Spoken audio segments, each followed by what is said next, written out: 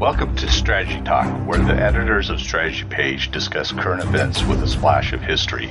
I'm Dan Masterson, host of Strategy Talk. With me today is the editor of Strategy Page, well-known military author and game designer Jim Dunnigan. Also joining us is the associate editor of Strategy Page, columnist and author Austin Bay.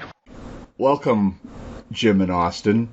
Is Congress still messing around, or how has the political atmosphere affected the United States military, Jim, over the last, with the change in president and, well, just going back years, how does Congress affect the military?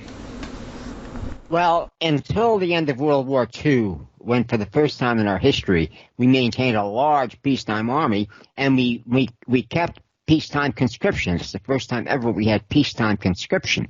Conscription was never used during the Revolutionary War, and until the Civil War, it was only introduced, late in the war, and even then it caused big problems. Like the Irish rebelling in the rioting in New York because, they were subject to the draft, but the free blacks were not.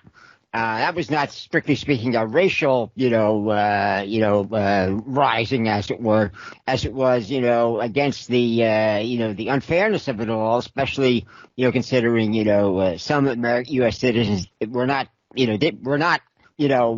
subject to the conscription. And that's a problem that's basically affected us ever since. Who shall be conscripted?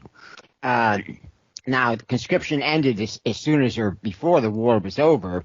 Reinstating it after World War II, not right after World War II.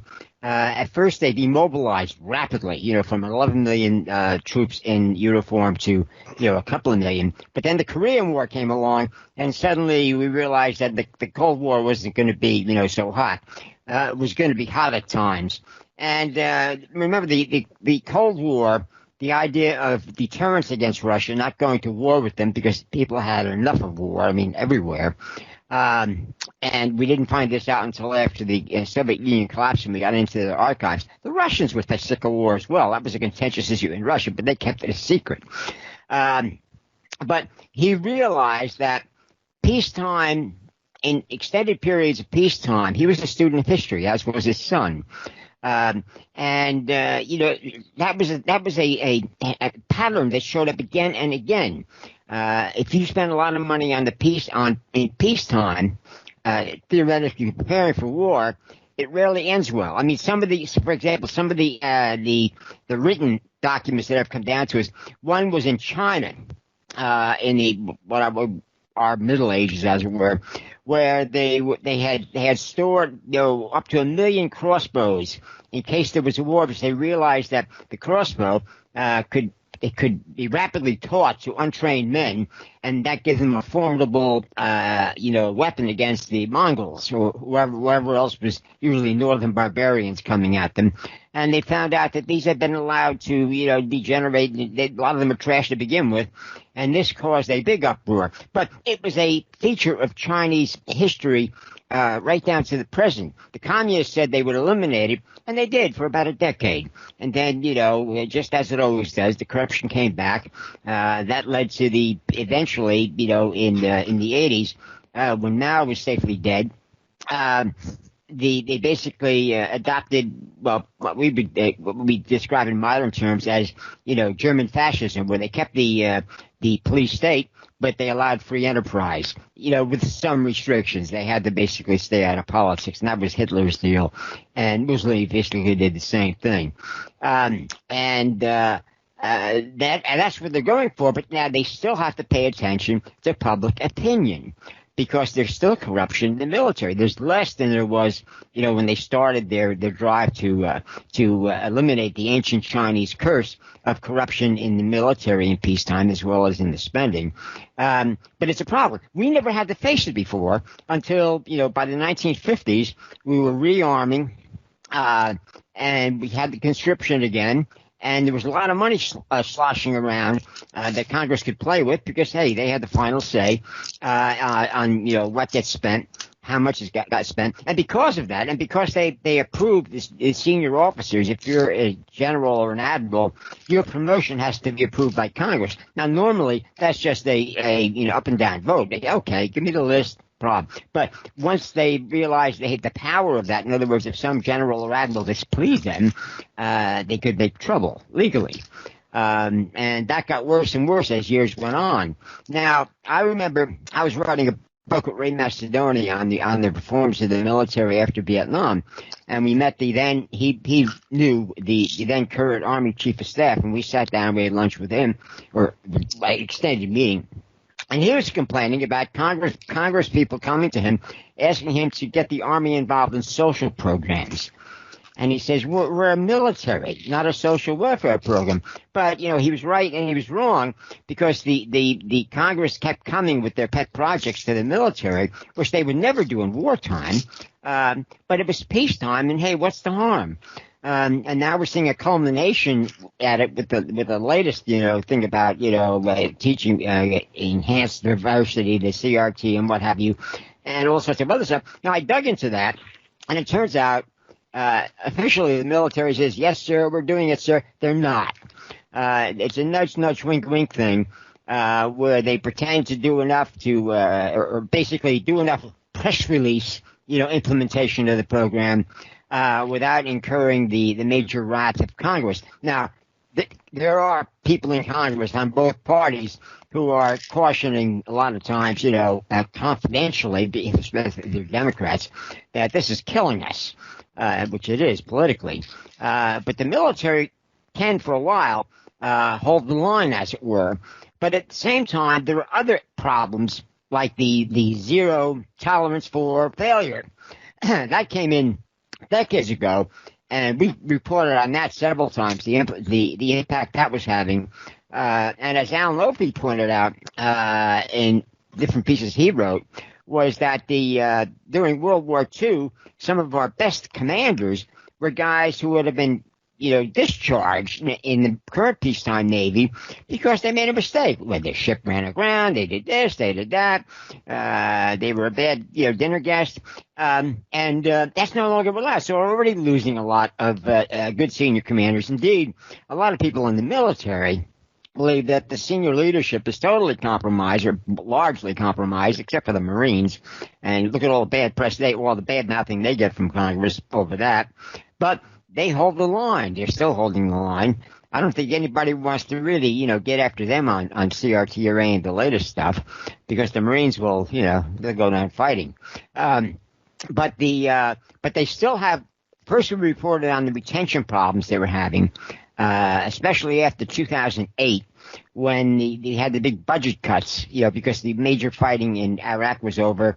We were withdrawing our troops from Afghanistan, et cetera, and we decided we can cut defense spending. And all of a sudden, we experienced the power of the industry lobbyists. I mean, they had weaponized lobbying and political influence in the previous few decades, and they were making a lot of decisions on what gets built and how many against the advice of the military. They had compromised the military control over procurement and quality by basically corrupting the procurement officers. In other words, any guy who was a key procurement officer in charge of a project, they let it be known that a cushy job after retirement was his to be had. Nudge, nudge, wink, wink. If he, didn't get in the way. And a lot of them took this. Now, some didn't, and they got bad-mouthed big time. But basically, what are you going to do? And of course, by the 1980s, it was common knowledge, more than it had ever been before, that once you promoted the general rank, it was more political than military. And this is something that had been going on, between World War I and World War II. And one of General Marshall's major positive moves was to, I think he basically forcibly retired dozens of senior generals, and people like Patton, who were already known as, bad people to invite to a dinner party. These mad dogs, as it were basically rapidly promoted. Now, some of them were not mad dogs. Some of them were guys who were just, doing their job, like Eisenhower. And he went from major to 4-star general in a couple of years, and ended up as the supreme Allied commander in Europe for the invasion of Europe and to the end of the war. And that's why when he gave his speech in 1961, his departure speech before Congress, he outright warned about problems with the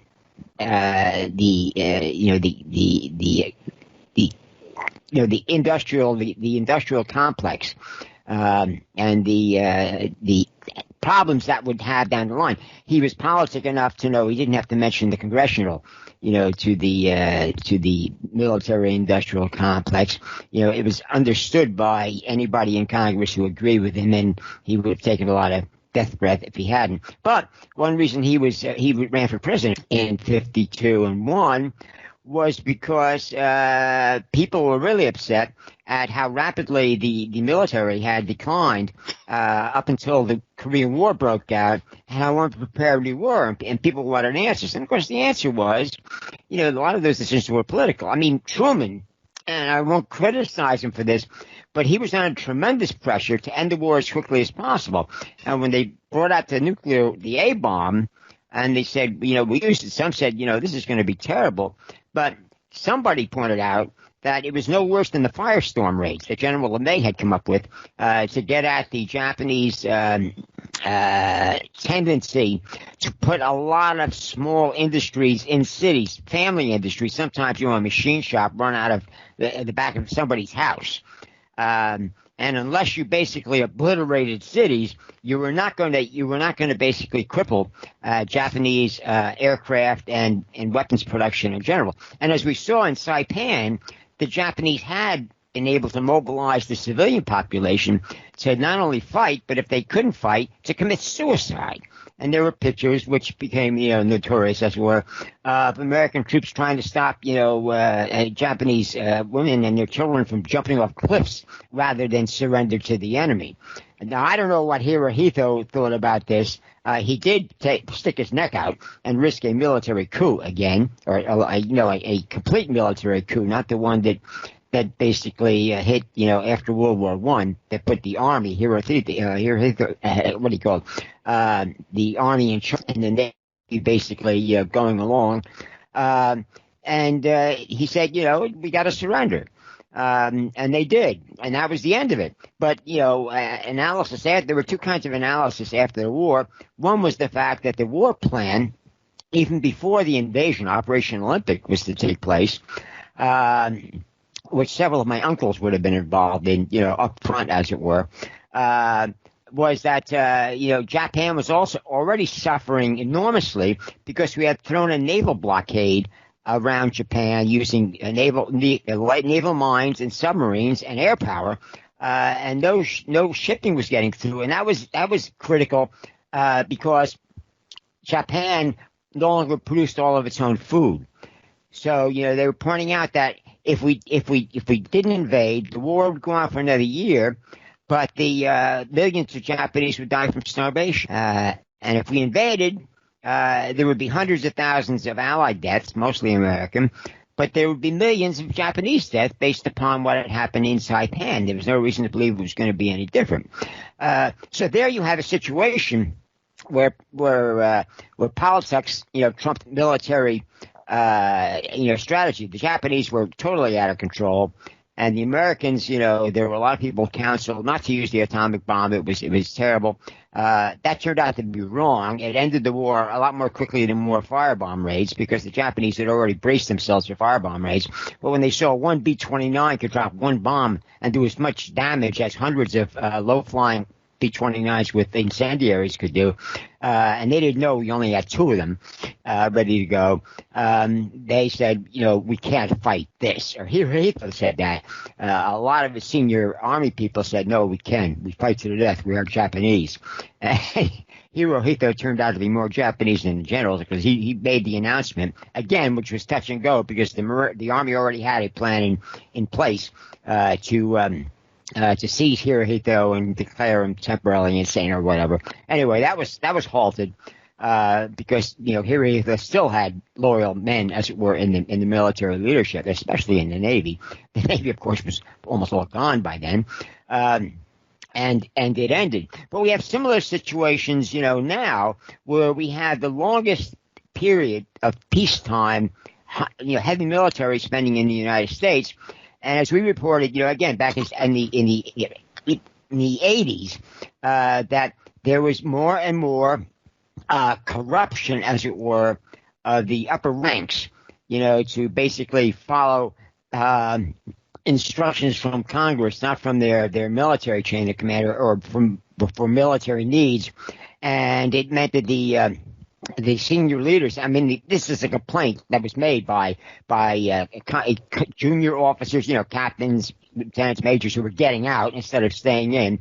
These were the next generation of senior combat commanders.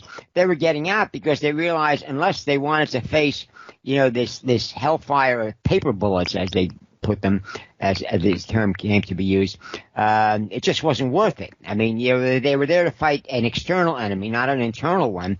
And so the Air Force couldn't keep enough experienced pilots. The Army couldn't keep enough of experienced, combat officers.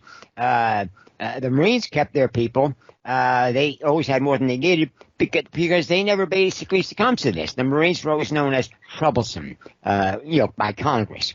And we saw a lot of that in the news where, I think when Obama got in, there were a lot of people who basically were openly contemptuous of the Marines. They were basically openly afraid of them because the Marines refused to play along. Now, what's happening now is that the Army still has a lot of these, yes, sir, whatever you say, sir, generals, to anything, but they have developed a system where when they're hit with a real big, damaging, indoctrination, they just say yes, sir, and don't do it. And this is the only thing that's keeping the Army from losing a lot of people, because if it does get implemented widely, that's the end of it. You're going to lose your best people. The only people left are going to be the ones who will go along with any BS you throw at them. And that's not the kind of people who can win a war.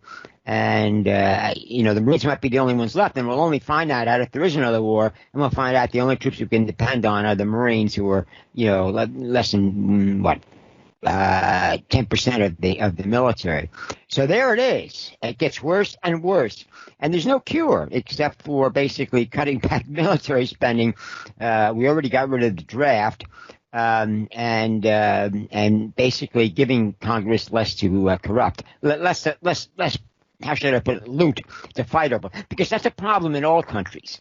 India, to a lesser extent China, but China still complains about it. They do so in their how should I put it, unclassified military journals, which are now more quickly translated as English, because that's the only way they get a wide, and the Russians did this too, that's the only way where they can get more ideas from military people about how best to solve the problem, especially doing so without, offending the desires of the civilian leadership.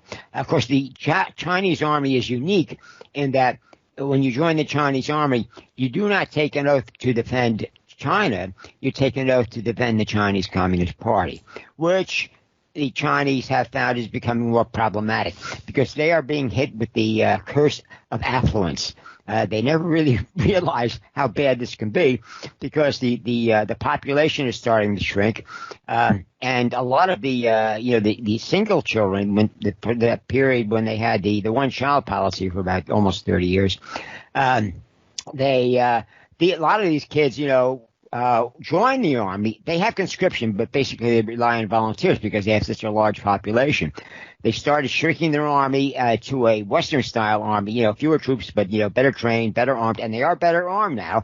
In fact, there's been a problem when you get pictures of Chinese troops. If you're not careful, you'll mistake them for American, Western troops, because they wear the same kind of helmets, they have similar type weapons. The media has made faux pas in that a couple of times.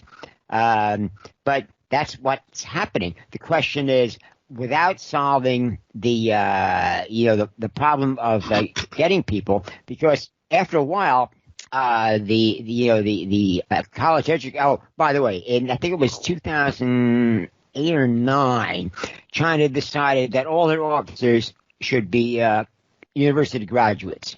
Big mistake, because that meant they were basically sidelining a lot of combat experience, good officers who maybe didn't have a university degree, but these were the kind of guys, you wanted to hang on to for as long as possible. Remember, China hasn't fought a war since 1979 against Vietnam, which they lost. They declared victory because they rolled over the Vietnamese and stopped short of going any further, because they realized they'd just be losing more people, and it would be more likely that the details of their defeat would become known. It actually did become known, but not at the time.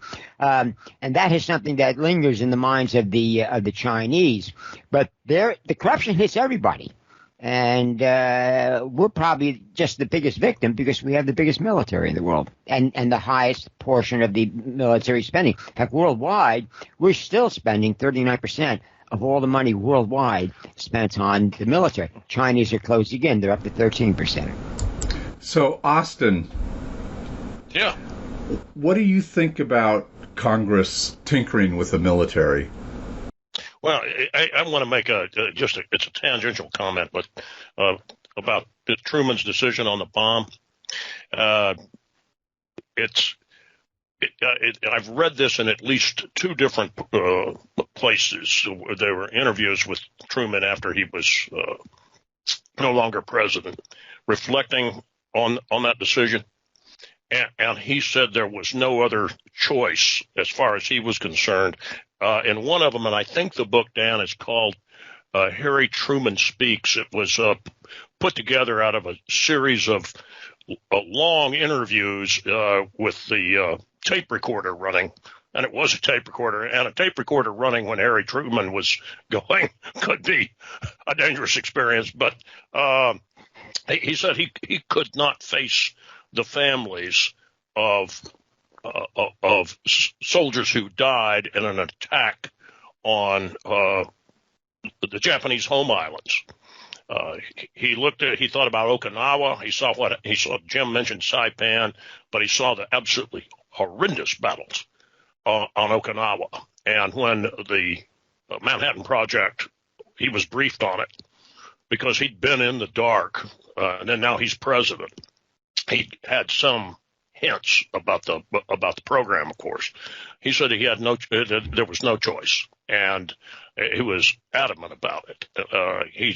I see some revisionist historians try to discredit him, but remember, Truman was an artilleryman in World War I, a distinguished service as well. He had a artillery battery mobilized Missouri National Guard, and he saw some pretty tight combat, very, very tough combat right at the end of World War I. And he said with the kind of power it had, he was going to use it and see what happened. Because before he expended the lives of American servicemen. So I just and it was produced by the military-industrial complex, because the Manhattan Project was run by a military officer and who had control over all the resources in order to produce the weapon. Well, look, one other point, Dan, before I get to your question. Jim talked about the military as social program. Now, yes, it is. No, it isn't. The question is what kind of social programs? And I'll point to one. The military was one of the first national institutions. Now, remember, Wilson reintroduced segregation into the federal government jobs. Woodrow Wilson did, progressive Democrat. But it was the military was one of the first, and Army in particular, to desegregate. And as Jim's written about this, I have a little bit, too, about how there were units that were effectively desegregated in operations in World War II. But starting in really 49, 50, and by 51, the Army was in the process of desegregation. My my father's particular unit, he was in the 25th Infantry Division in Korea, was his artillery observation section that he commanded was one of the first unit. You know how those artillery observation sections, I think he had about 20 men in it. It was one of the first groups in the division artillery to desegregate.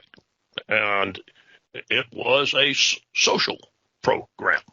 And then suddenly one of the artillery battalions had a new third battery that had been a quote unquote colored artillery battery. And then within a short time, it was a desegregated artillery battalion.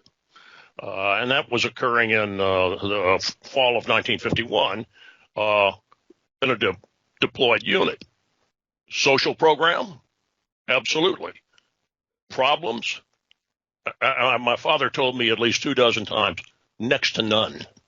So part of it is, as Jim said and Al and a couple of other talks, is that everybody in that situation realizes we all bleed red blood. Well, so there's that factor and that kind of socialization. The issue that we face here, and it's here I'm going to start moving into answering your question about Congress and politicians having their fingers in it, are in favored little social programs. And I'm sorry, I know where critical race theory comes from. You hear people talking about the Frankfurt School and Marxist economic theory. Some of the roots of this are actually in Marxist influenced literary theory. You can see it from the 1950s and 1960s in Western Europe, where and the whole thrust of it is that words mean nothing. It's just power. Everything's power. You know, the Greeks rhetoricians had dealt with nihilism before, but it's like they had just gone and invented nihilism. And of course, what it was is a way to say, I'm sorry, the meaning of this document doesn't mean what you think it says. It was imposed on you by XYZ. And I'm sorry, this poem really isn't about a beautiful woman or a nice day. It's about trying to impose a value from the structure, controlling power, whatever. And that's the way they would run their literary criticism. And you can see that played out through in what became critical theory in law schools. It's all about power. And I'm sorry, history is all, history begins now. See, that's the other switcheroo in it. And I can't help but see that this is divisive particularly in military units where you rely on your fellow soldiers, sailors, Marines, airmen. You're a group, you're a unit, you're mutually dependent. And this is being imposed, right now, where Department of Education, Biden administration, understand that it's been in academia, what I'll say so-called progressive left-wing elitist academia, in, the literary theory and the economic wing of it for 40, 45, 50 years, but certainly started gaining influence too much, I think, about 20 years ago. And now you're seeing it imposed on the military here. And it's just the opposite of Martin Luther King, be judged by your character individually. In other words, having the United States live up to the Bill of Rights and the Constitution, and not lumping us into groups and judging us in groups. It's individual rights, and the the part of the Marxist component of this is to create a kind of tribalism where there's always the good tribe and the bad tribe, the proletariat versus the capitalists. And now you can see how CRT is racist and tribalist itself, but power enough to impose it. And I think it's I've written that it's a real issue. And yet I noted that the military had been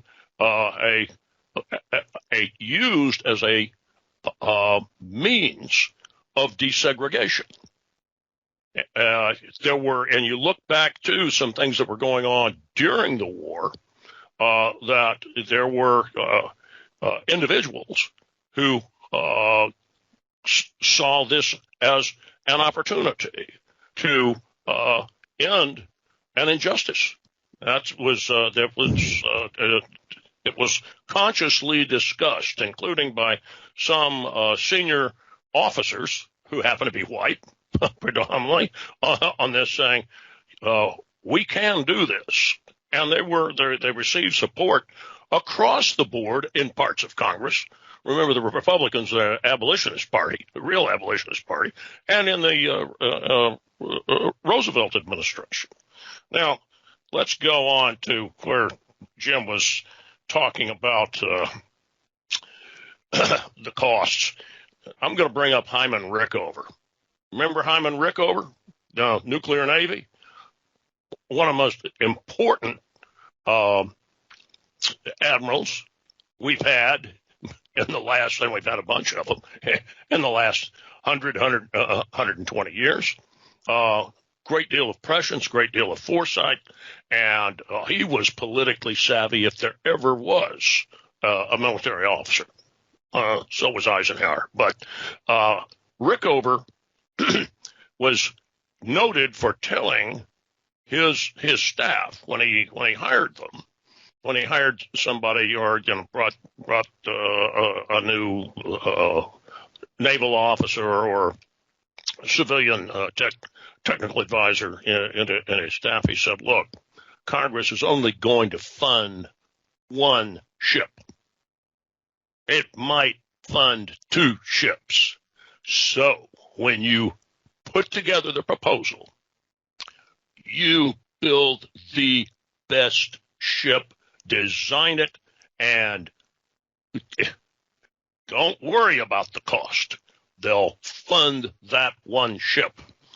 Now, you can see the logic behind that.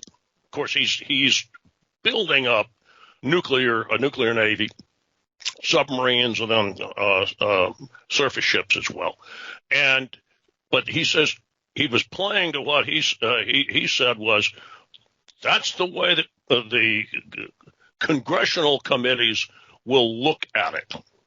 We're only going to do one because we're going to need to be responsive.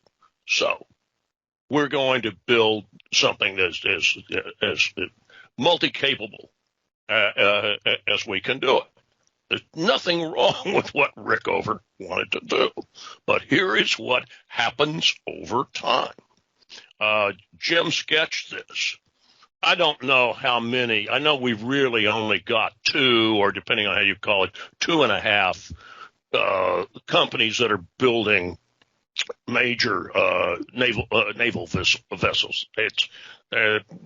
But there's work on those naval vessels that spreads to, let's see, easily 6, 7, 8 of the largest weapons and communications manufacturers in the United States.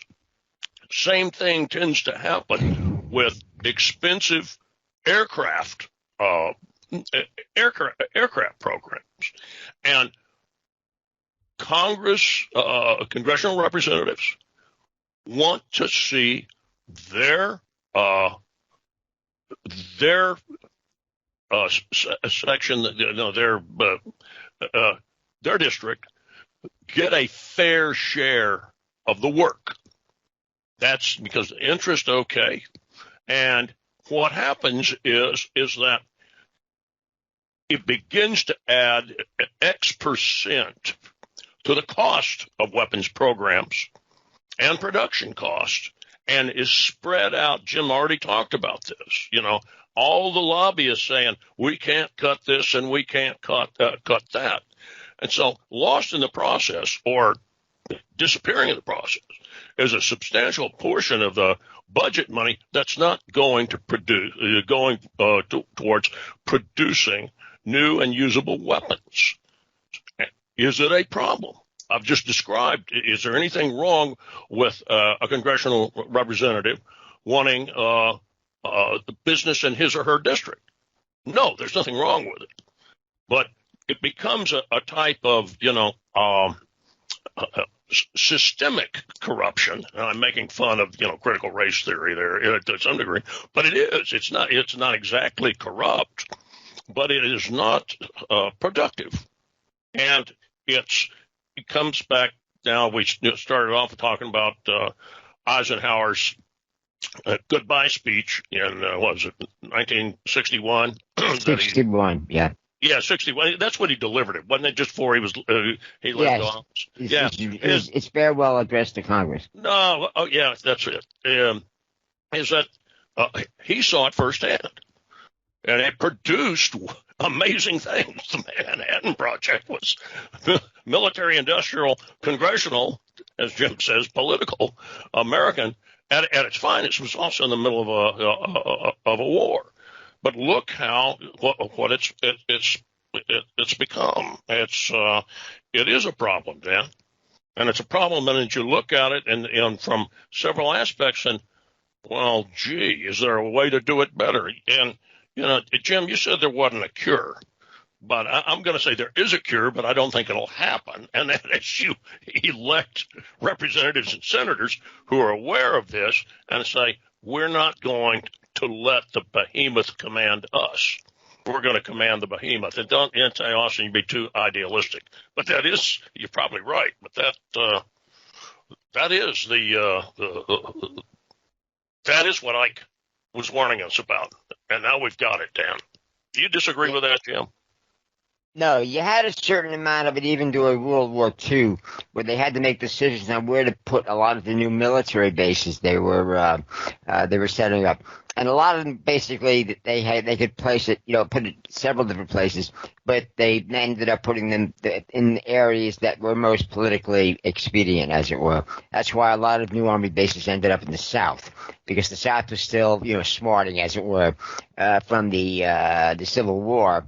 The Southern Democrats were obstreperous, as we saw during the civil rights, movement in the 60s. One of the big advantages Johnson had after Kennedy was assassinated was that he was vice president, but the main reason he was vice president was he was quite the operator in Congress, in the House of Representatives. Now that he was president, he could basically have the authority to call whoever he wanted into his office and have one of his famous chats. And he usually got his way, but he mainly had to use that. He had no problem with the Republicans. They agreed with what he was trying to do. But what put a lot of those, civil rights programs into law was the fact that he was able to bring enough Democrats who would normally not vote for this sort of thing. And how the Republicans lost that, that moral edge is a story for another time. But the Democrats realized they were in trouble with that traditional, Southern attitude, that Democratic attitude. Because remember, it was the Democrats who basically were responsible. At the time of the Civil War, you had the Democratic Party was the first party, and first organized American political party, and that was Jackson, who was the famous guy who deported all the Indians, the Trail of Tears, because the voters wanted the real estate. The Indians didn't get the vote until 1924. The Democrats basically used their political clout to get the Reconstruction ended in '76 by basically in a contested presidential election, throwing their weight behind the Republican candidate. And so the candidates say, well, all right, what the hell, we've done what we could with the Reconstruction. Well, they hadn't. And of course, out of that came all the Democrats were back in power, and you had all these Democratic, militias, as it were. The Ku Klux Klan was the most famous one because they were the most colorful, but there were lots of others. A lot of them were just local, like the one in Tulsa and various other southern towns, which had this huge, basically uprising that destroyed the black middle class in many cities and didn't get much publicity at the time. And of course, Wilson was the first, Northern Democrat who was elected president, and one of the first things he did, not only did he was from Virginia, civil service. I know why. He was from Virginia. Yeah. And he was the first Southern Democrat to be elected president. And of course, he didn't just segregate the civil service, but he segregated the Navy, which had never been segregated. For all of America's history, the Navy had been integrated because, hey, in the Navy, especially in the days where sailing ships were very dangerous places to be, you basically won on, talent. And you didn't care what flavor the talent came in, Indian, African American, you name it. If you had the qualities that would keep the ship afloat in peacetime, it would work in wartime, and you didn't want to lose those guys. And of course, what the Navy was really hacked off. I mean, there were a lot of Southern officers who were, had mixed feelings about the segregation. But what really hacked them off was losing so many black chiefs. The chief petty officers really, operated the ships. And they lost a lot of, very competent, black CPOs, forcibly retired because all of them had the time in, as it were. And a lot of people in the Navy never got over that. And of course, as I found out in the 50s, I met a guy who had basically been drafted. He joined the Navy, and right at the tail end of before the Navy became fully desegregated again. And it was when the black sailors could only be, service guys for the officers. And he found out that they had created their own little secret power center because they had access to the best food on the ship, and they could basically, hand that out to whoever they wanted once the officers were taken care of to get whatever they wanted. And this guy, this new guy who later became a judge, he was a radar repairman, and he was getting a hard time because that was a rating that blacks had not been in before the Navy was desegregated. It probably didn't exist when they segregated Navy it didn't exist in the day that was it 2014 2012 2012 1912 whenever Wilson got in. But he basically got chummy. Well, they came to him because they were proud that finally they blacks could do a job that they knew they had guys who were working these service jobs, but they couldn't get them, and they took care of him. They come to him and say, hey, you want some steak? Officers are having steak today. We'll slip you one. And he discovered that they had their own little power structure going. And of course that disappeared because then at that point the black sailors could apply for any job, and eventually they became, officers and you name it. But those are things that happen in the military when you apply this basically unnatural social engineering. It has effects that basically don't get much publicity. Because the government doesn't like to admit it made mistakes. And Truman, as you pointed out, gets credit because he basically said, the hell with this. This isn't working.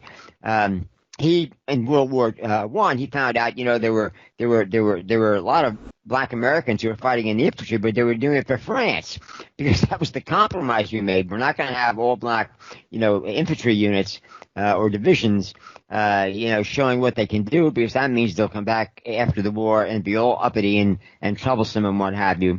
And that's exactly what happened after World War II, which is why the civil rights movement in the 60s was different, because you had a lot of white former, World War II veterans down south who basically came out and said, now I can openly say, what I saw.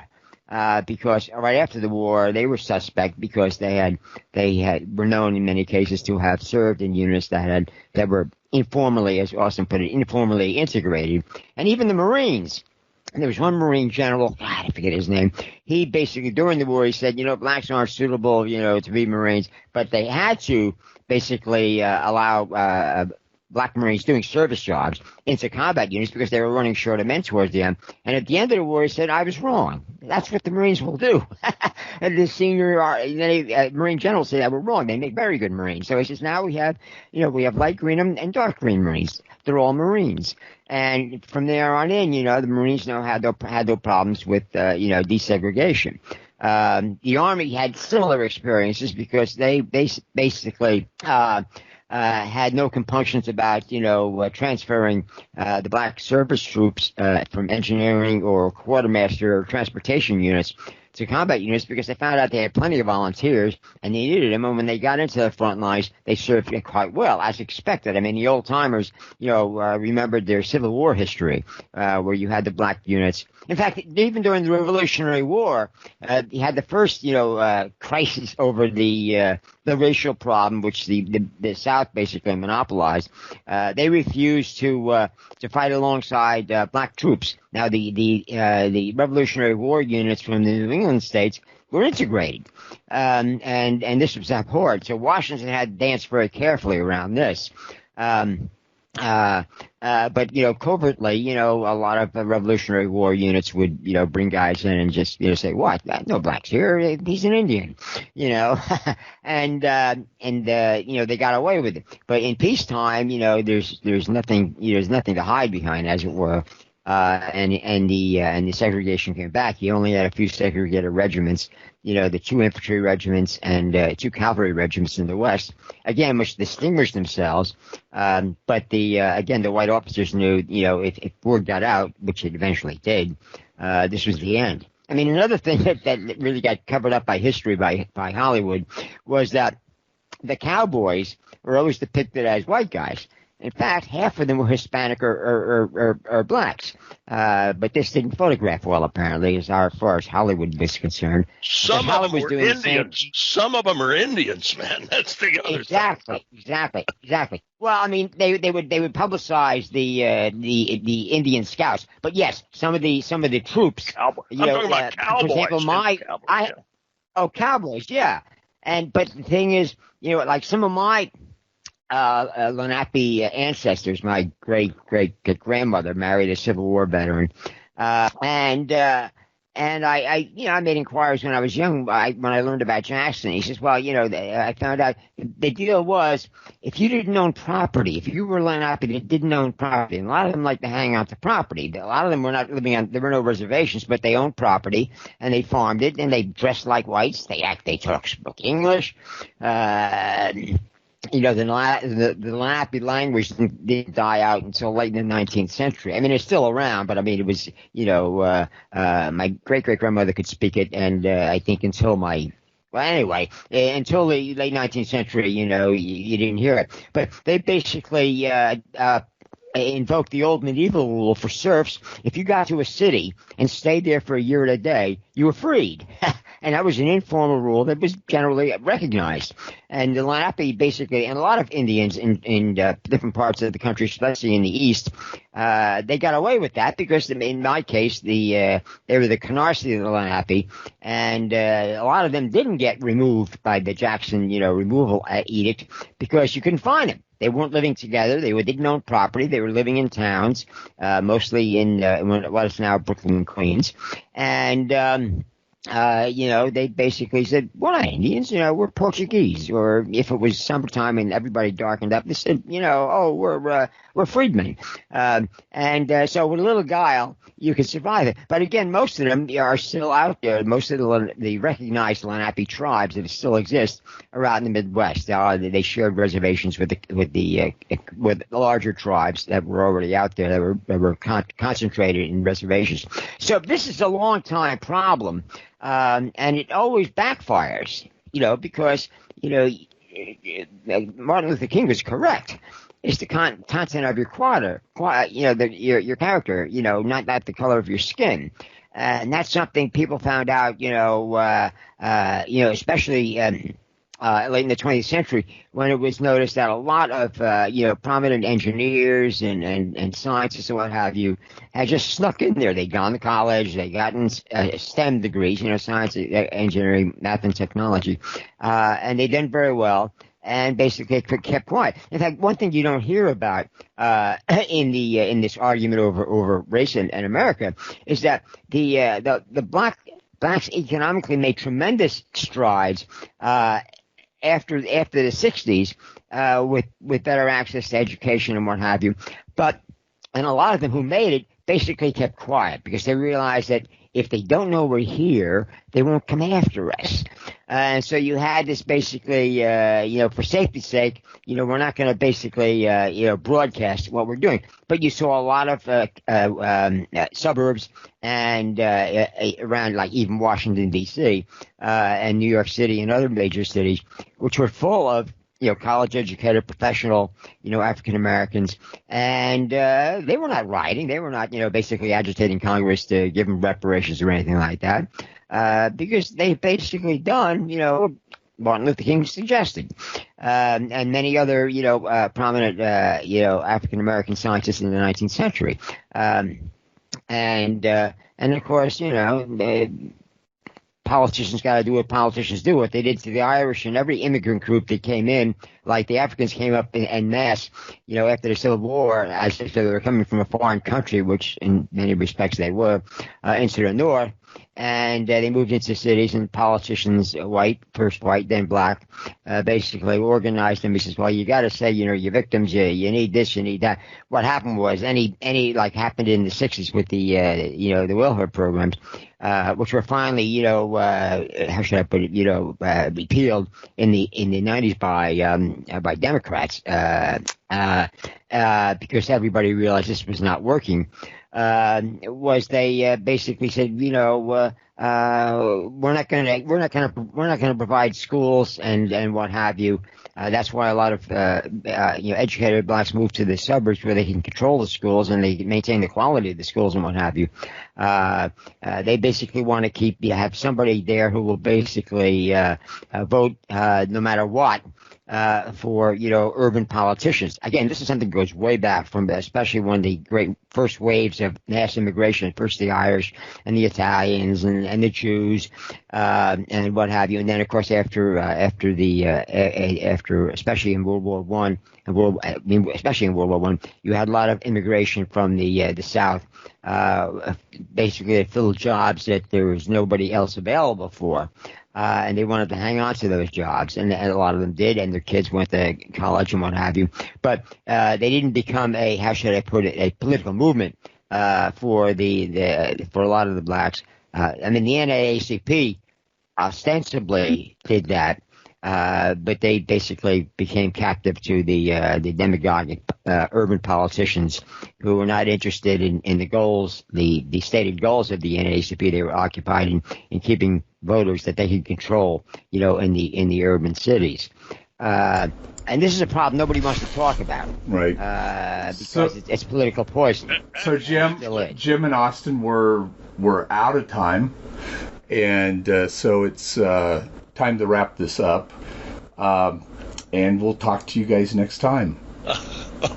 Talk to you later, Dan. Bye. See you then.